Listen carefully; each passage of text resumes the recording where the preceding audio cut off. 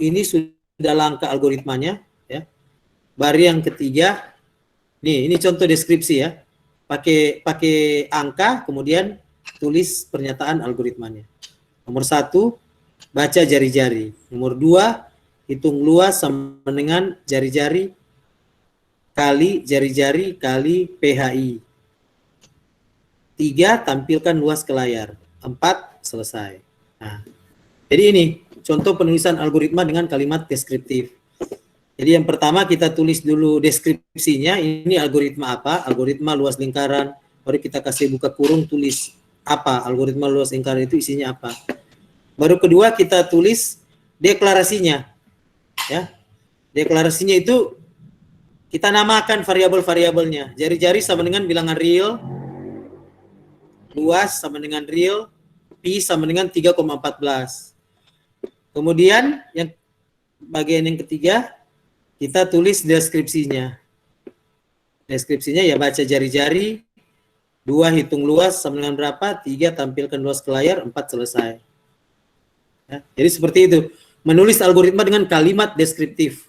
Dengan maksudnya gaya penulisan algoritma yang pertama. Ya. Nah, gaya penulisan algoritma yang kedua, ya ini contoh pseudocode. Ya.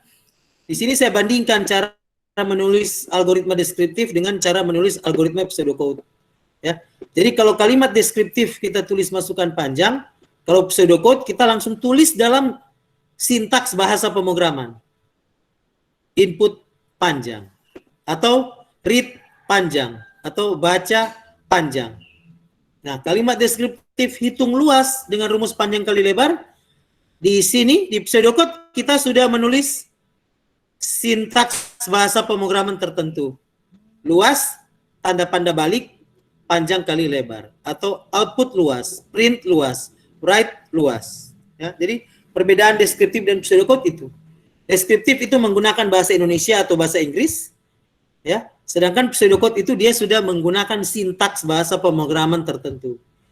Oleh sebab itu, mengapa sekarang para programmer termasuk Mner sendiri, biasanya kalau menulis algoritma, Mner lebih memilih menggunakan pseudocode. Kenapa? Karena itu sudah menyesuaikan dengan sintaks pemrograman bahasa pemrograman tertentu. Ya.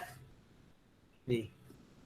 Ini contoh menulis algoritma dengan pseudocode dengan menggunakan sintaks bahasa pemrograman Fortran. Ya, seperti dulu waktu Mner kuliah di Fakultas Teknik Elektro itu, ya. Itu kita banyak menggunakan Fortran style. Karena apa?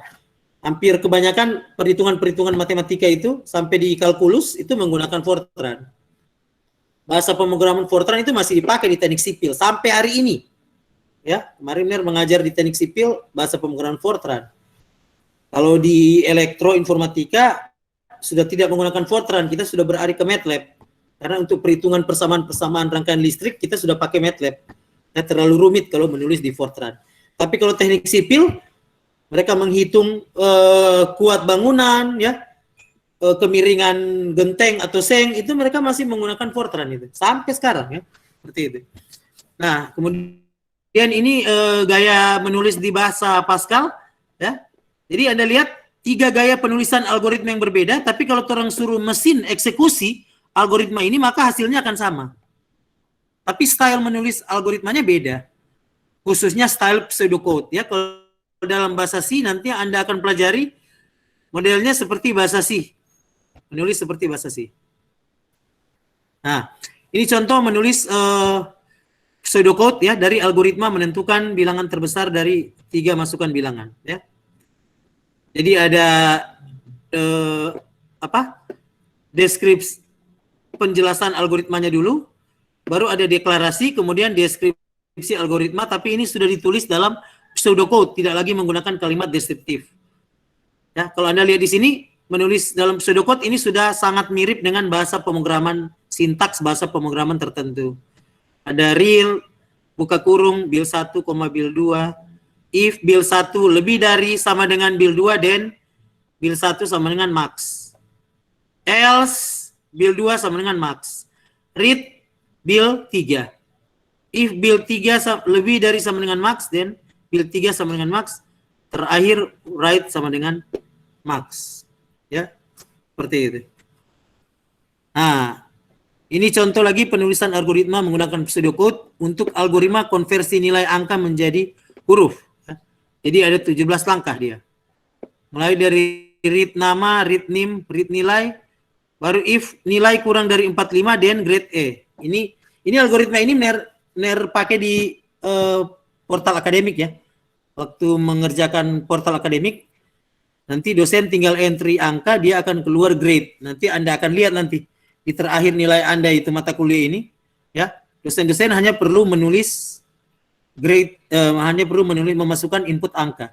Nanti di portal akan keluar sendiri dia A, B, C. Sekarang sudah A, B plus, B, C plus, C, baru D, baru E. Ini langsung keluar ini. Nama, NIM, nilai. Seperti itu. Ya. Nah, yang terakhir flowchart ya. Kalau flowchart yaitu Anda menulis algoritma dengan menggunakan tata cara penulisan flowchart berdasarkan standar ANSI dan ISO. Ini standar internasional yang berlaku di semua programmer. Biasanya semua programmer itu menulis flowchart dengan pakai standar ANSI dan ISO. Ya. Ini contoh menulis algoritma menghitung luas dan keliling lingkaran, tapi dia menggunakan flowchart.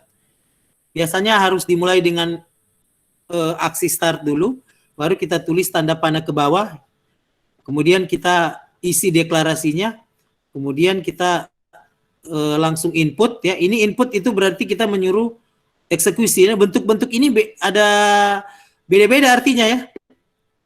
Beda-beda artinya gitu. Biasanya kalau input dan print, masukkan keluaran, itu kita menggunakan ini, balok yang ini. Sedangkan kalau deskriptif, itu kita menggunakan yang kotak segitiga.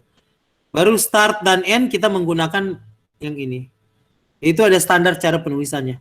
Seperti itu. Nah, ini contoh flowchart penentuan bilangan ganjil dan bilangan genap. Ya.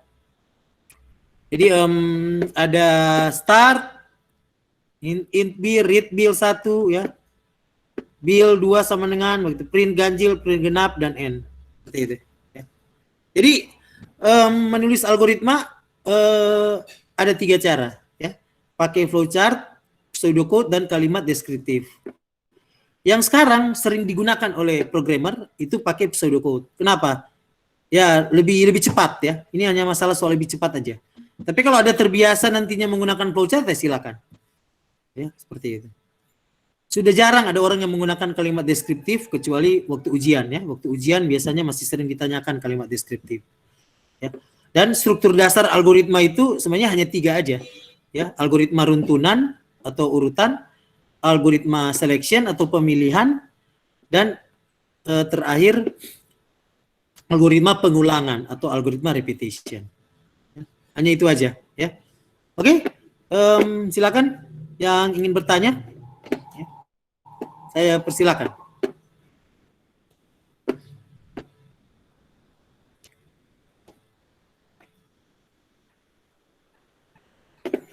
Kalau ada pertanyaan, saya persilakan.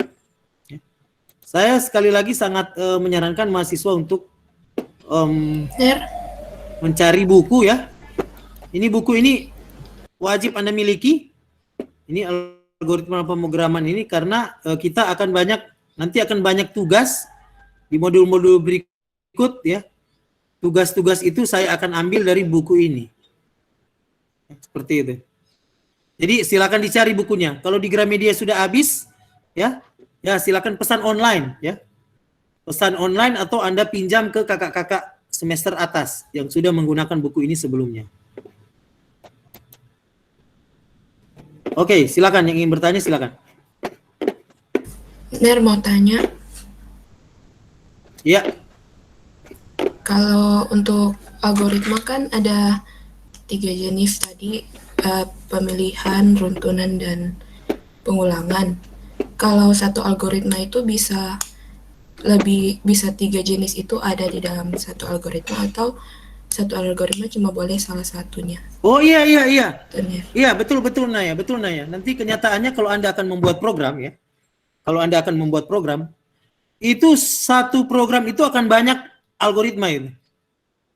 Jadi biasanya itu kita bermain-main di 3 itu. Oh, di baris ini kita pakai pengulangan, nanti di baris berikut kita akan pakai runtunan, di baris berikut kita akan pakai selection. Biasanya itu 3 algoritma ini kalau orang bikin program aplikasi akan digabung semuanya. Ya, seperti itu. Jadi jarang ada hanya sendiri aja. Biasanya gabung. 3-3 itu baru jadi satu aplikasi. Ini pertanyaan yang bagus ini Naya. Ya, seperti itu. Ada lagi pertanyaan, silakan.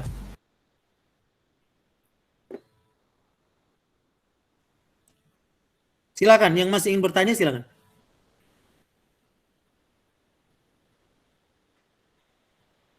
Ya, jadi makanya kita belajar dari awal dulu, jadi paling awal yaitu dasar-dasar algoritmanya, baru kemudian nanti menjelang akhir semester akan tunjukkan itu bagaimana membuat portal akademik, ya. Kemudian kita banyak menggunakan teknik-teknik repetition, sequence, selection, ya seperti itu.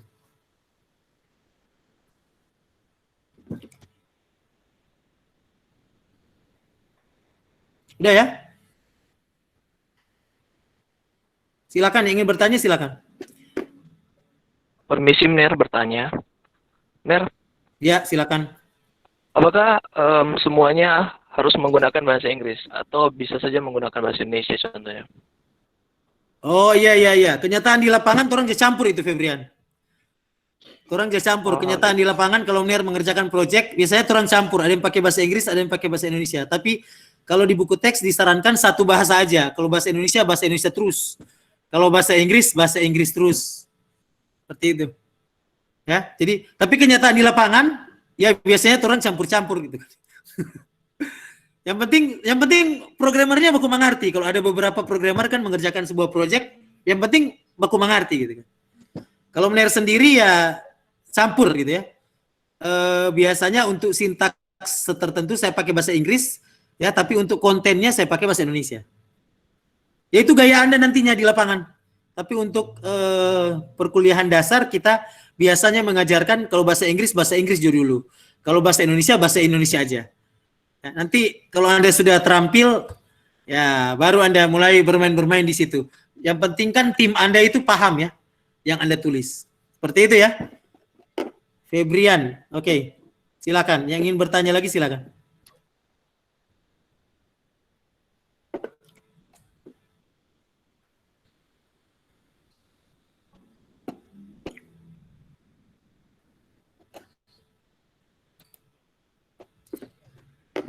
Ini maaf, ini ada yang rekam nggak? Ada yang record nggak ini? Pertemuan ini? Ada yang rekam nggak?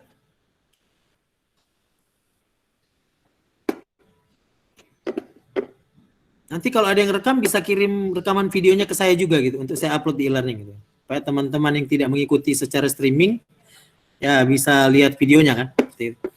Kalau sudah tidak ada pertanyaan, saya kira kita cukup saja di sini ya. Tolong jangan lupa karena hari ini sudah ada deadline tugas ya.